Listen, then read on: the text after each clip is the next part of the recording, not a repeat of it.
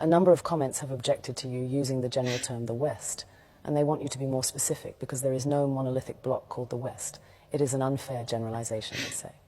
You know, it's strange, if you think about it. It's strange that you don't want me to call you the West. You don't want everyone to be lumped together under that term. It's not my term, it's your term. I didn't come up with it, you did. You call yourselves the West. Western civilization. We all grew up hearing about how wonderful the West is. Western achievement, Western thought, Western enlightenment. You're happy to take collective credit as the West for whatever you think is good. But for the bad things, you want to disassociate yourselves from it. When you're talking about the bad things, then you're like, well, what West are you talking about exactly? Who do you mean by the West? The way you people tell the story, people like Douglas Murray or Jordan Peterson or Sam Harris or Richard Dawkins or Hitchens, Christopher Hitchens, all these types, you would think that every European on the continent participated in painting the Sistine Chapel. Everyone painting in shifts. All of you collectively invented penicillin, from the telephone to airplanes, from the cotton gin to the microchip. You all did that as one gigantic team effort. We, the West, abolished slavery. We, the West, gave women the right to vote. We, the West, developed modern technology. You like being called the West then, but just bring up just one of your innumerable atrocities, and then everyone starts looking around. Who, me? Oh, you must have me mistaken for some other person, some other West. Shaggy. It wasn't me. My forefathers didn't own slaves. My forefathers didn't slaughter the Native Americans. My forefathers were just poor, innocent peasants. I have nothing to do with it. Innocent as can be. You want to take collective credit, but you want to individualize blame. But you'll say that Isaac Newton, for example, is a product of the West. Michelangelo was a product of the West. Mozart was a product of the West. Leonardo da Vinci, Thomas Edison, Steve Jobs, they're all products of the West. But somehow your villains are all bastards. Illegitimate children that you don't want to claim. No. Hitler was your child. King Leopold was your child. Harry Truman was your child. A man who killed more people in a matter of seconds than anyone in the history of the human race. And not to mention every American president after Truman. From the Korean War to Vietnam to the dirty wars in Central and South America to Panama, the first and second wars in Iraq, Somalia, Afghanistan, Libya, Syria, and before Truman. I don't think that the United States has had a single decade in its history when it wasn't slaughtering some people somewhere in the world. These are all products of Western civilization too.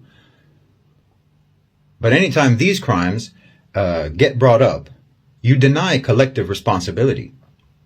I mean, if I try to list all of your crimes, I can't even remember them all. But if I try to list just the ones that I can remember, your battery will die before I can even properly get started. I saw a video the other day of Amr Suleiman. And he was asked by some lady, some woman, who asked him, why don't Muslims condemn acts of terror by Muslim criminals? And he was trying to be patient, his style. He was trying to be kind. He was smiling, a very forced smile. And he said, no, Muslims always condemn these things. But why don't you condemn when one of your people murders Muslims in a mosque? And of course he has a point. But also, of course they don't. Of course you don't condemn those things. You've got statues of Winston Churchill, who starved millions of Bengalis and who used poison gas on the Kurds. You not only don't condemn your terrorists, you not only don't try them for war crimes as they should be tried, you re-elect them into office. Not just elect them, re-elect them. And you deny any responsibility for their atrocities. No, if you want to be called the West, when it comes to any positive achievements, then you have to accept being called the West for all the full catalog of inhuman, vicious, genocide, murder, rape, torture, bigotry, exploitation, oppression, assassinations, coups and subjugation, evil and brutality, all that your people have ever committed. That's why I always say Western civilization is a sarcastic term, because you never civilized. And, we made cool stuff is not a defense. Your approach to morality is, let's not and say we did. Let's not be moral, but say we are. You think that righteousness is denying the evil you do, not stopping yourselves from doing the evil. As long as you say you don't do it, or you call it something else, then somehow you're not evil when you do evil, as long as you don't admit it. It's upside down world. Every day is backwards day in the West. Bad is good, wrong is right. It's no surprise that you think that a person should be called whatever pronoun they self-identify as, because that's what you've always believed. That's what you've always done. You self-identify as virtuous, as moral, as righteous, freedom-loving, tolerant people, even though you have never been that, and no one in the world sees you as that, but still you insist that that's what we call you.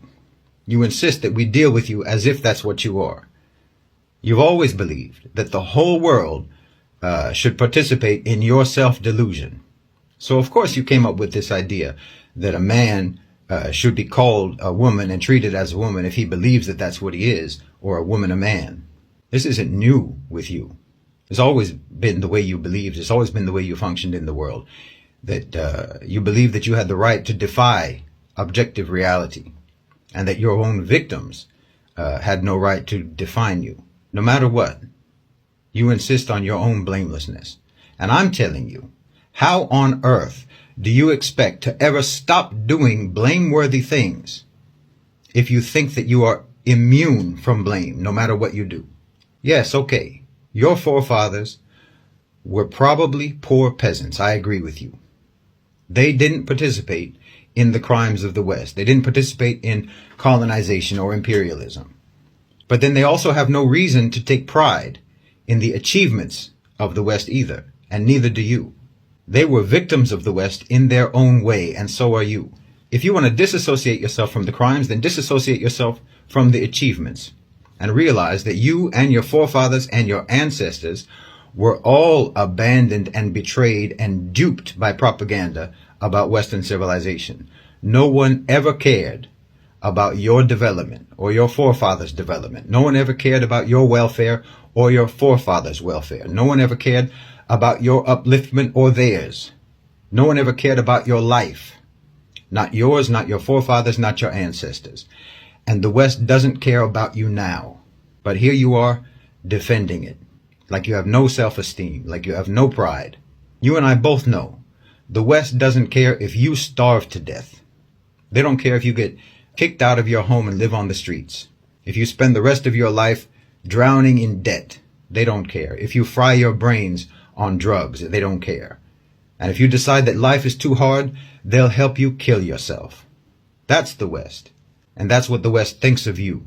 The West didn't raise you right because you don't matter to the West. They don't care if you have knowledge. They don't care if you have an education. They'll pass you on up to the next grade whether or not you can read or write, because you don't matter. Every day of your life, your civilization all around you is shouting at you in a million different voices that you don't matter. You're just a replaceable cog in the machine. Everyone in the West is regarded as disposable by the West, and still you defend it as the pinnacle of human refinement. You need to break that spell because you're living in a trance of propaganda that's all designed to keep you oblivious to your own humiliation. But then you'll get mad at me for trying to tell you to break that spell, to break that trance. You'll get mad at me because I'm trying to tell you that you need to stop being humiliated. You need to stop aligning yourself with the ones who are humiliating you. You need to stop aligning yourself with the ones that were humiliating your forefathers and that are humiliating you now. And you're going to get mad at me. But you don't disassociate yourself. I'm supposed to disassociate you from them, but you're not. Why should I disassociate you from the West when you don't do it yourself? I'm trying to tell you that you need to break the trance. I'm trying to tell you that you need to break out of the propaganda. You need to break out of the indoctrination. You need to break out of the programming. But you're going to get mad at me for telling you that. And you want to hold on to the programming. You want to hold on to the indoctrination. And then while you're holding on to it, I'm supposed to separate you from the indoctrination that you're holding on to. So how are you supposed to change?